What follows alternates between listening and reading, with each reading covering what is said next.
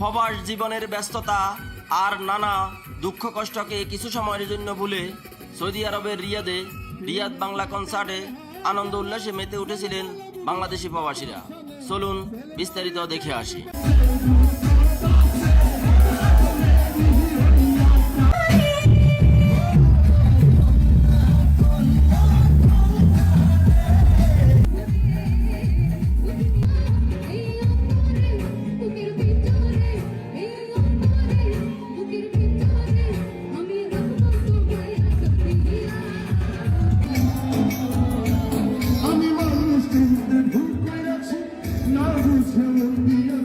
যত্ন কইরা ভাঙলা অন্তর কইরা গেলা ক্ষত, যদি বুঝতে পারতা হৃদয় ভাঙার যন্ত্রণা কত, তোমার চোখেরই জল ঝরত অবিরত।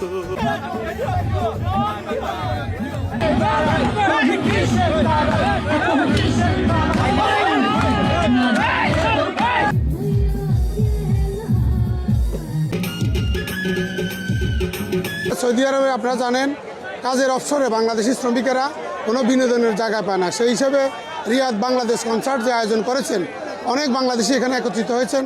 আমাদের দেশের বাংলাদেশের কৃষ্টি এবং কালচারকে তারা তুলে ধরেছেন। তাই আমরা সকল প্রবাসীদের পক্ষ থেকে আয়োজক কমিটিকে ধন্যবাদ জানাই।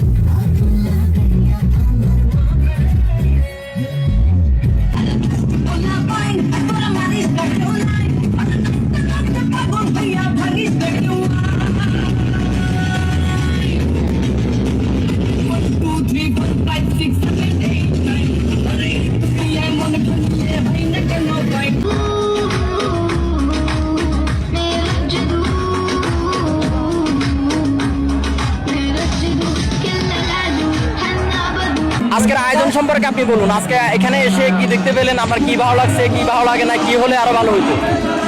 আসলে এখানে এসে দেখতে পেলাম যে সবকিছুই মোটামুটি ভালো আছে, কিন্তু এখানে আপনার টিকিটের দামটা একটু বেশি।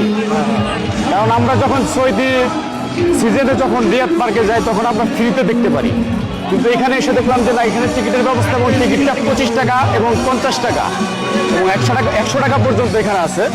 তবে টিকিটের দামটা একটু কমাই দিলে হয়তো একটু ভালো হইতো আমাদের জন্য, আরও লোকজন হইতো, তেমন তো লোকজন হলাই। তবে এখানে এসে ভালো লাগছে একটা জিনিস আমার কাছে, সেটা হলো যে আয়েব বাচ্চুর একটা গান গাইছে আম্মা জান, সেই গানটা শুনে ভালো লাগছে। তারা ভবিষ্যতে আয়োজন কমিটি যদি আবার কখনো করে, আমি তাদের কাছে প্রশ্ন রাখবো আরো ভালো কিছু করার জন্য।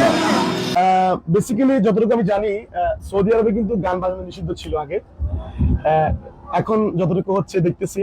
আমি এটার জন্য অবশ্যই অনেক অনেক কৃতজ্ঞ এবং ধন্যবাদ জানাচ্ছি সৌদি সরকারকে, এবং আমি চাই সামনে আরো ভালো কিছু হোক, আরো ভালো আমাদের সংস্কৃতি ধরে রাখার জন্য অনেক অনেক ধন্যবাদ জানাচ্ছি।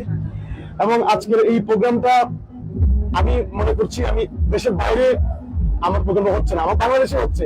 এখানে পেয়েছি ছোট একটা বাংলাদেশ, আমাদের বাংলাদেশের প্রবাসী ভাইয়েরা তারা এত ক্লান্ত হওয়ার পরও আজকে প্রোগ্রাম তারা উপভোগ করতে আসছে, এটার জন্য আমি আসলে অনেক ধন্য।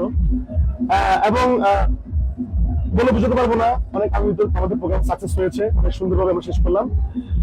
এবং আপনাদেরকেও ধন্যবাদ জানাচ্ছি। আপনারা না থাকলে, আপনারা মিডিয়া না থাকলে, আপনারা পাশে না থাকলে কখনো এটা সম্ভব হতো না। আপনাদের প্রচারণার জন্য এটা সম্ভব হয়েছে।